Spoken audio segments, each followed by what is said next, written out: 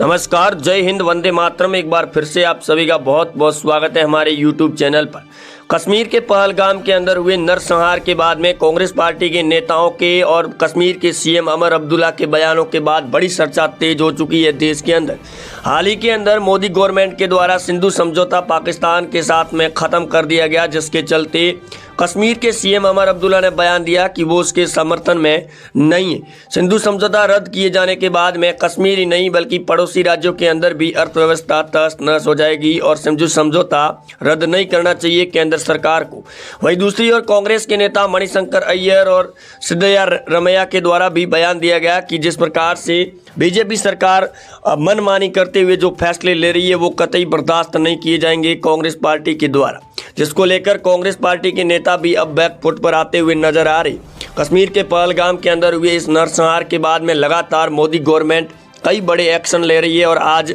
कश्मीर के अंदर विशेष सदन के अंदर सत्र भी बुलाया गया, जिसके अंदर कई बड़े मुद्दों पर चर्चा की जाएगी। सीएम उमर अब्दुल्ला के दिए गए इस बयान के बाद में कांग्रेस नेताओं के भी बयान लगातार सामने आ रहे हैं, जिसके चलते अब मोदी सरकार बड़ा और कड़ा एक्शन लेने की तैयारी में। गृह मंत्री अमित शाह के साथ में हुई बड़ी मीटिंग के बाद उमर अब्दुल्ला के इस बयान के बाद चर्चाएं बड़ी तेज हो चुकी है। जहां एक तरफ देश के अंदर पूरे देश की जनता और पीएम मोदी भी गुस्से के अंदर नजर आ रहे, तो वहीं कांग्रेस के नेता लगातार पाक प्रेम जाहिर और जता रहे, जिसके चलते नेताओं को भी बड़ी चेतावनी दी जा रही है। कांग्रेस के नेताओं के द्वारा दिए जा रहे पाक प्रेमी बयानों के बाद में मोदी गवर्नमेंट और मोदी आईटी सेल भी अब बड़े तौर पर खड़ा हो चुका है। पहलगाम के अंदर करीबन 26 लोगों के नरसंहार के बाद में गृह मंत्री अमित शाह खुद वहां पहुंचे थे और सीडीएस के साथ में कल रात को हुई बड़ी बैठक के बाद में अब जम्मू कश्मीर के अंदर बड़ा ऑपरेशन चलाने की तैयारी में। वहीं कांग्रेस के वरिष्ठ नेता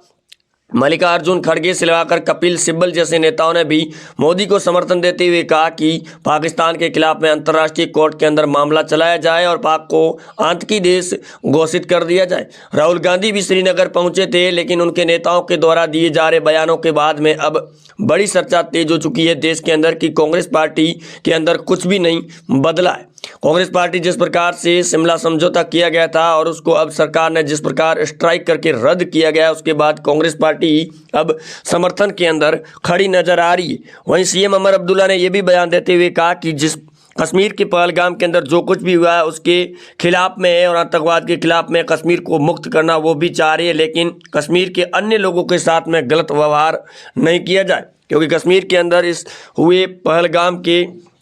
अटैक के बाद में कई राज्यों के मुख्यमंत्रियों के द्वारा ये भी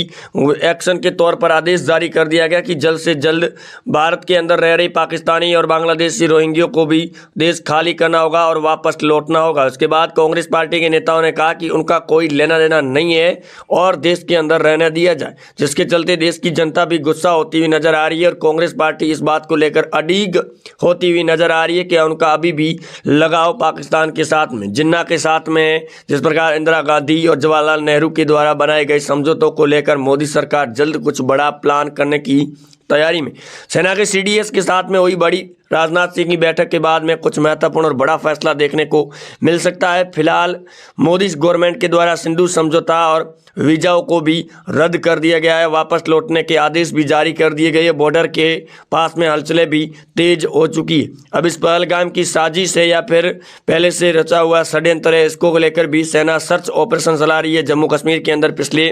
4 दिनों से लगातार स्ट्राइक के बाद में कांग्रेस के कई ऐसे नेता हैं जो मोदी सरकार के साथ समर्थन में खड़े नजर आ रहे, तो वहीं कई ऐसे नेता हैं जो खिलाफ नजर आ रहे हैं और इसको